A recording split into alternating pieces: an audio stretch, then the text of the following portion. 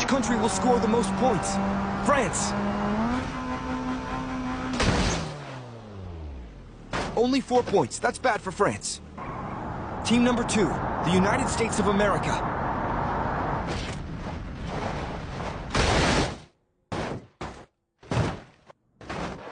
Eight points for the USA. Better than France. It's Japan's turn now.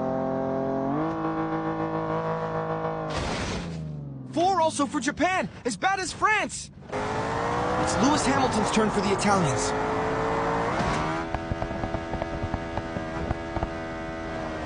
It was close, but he scores all the points. 128 out of 128. It's England's turn now.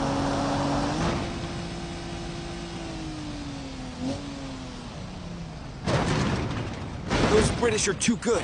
Which country would you like to see next?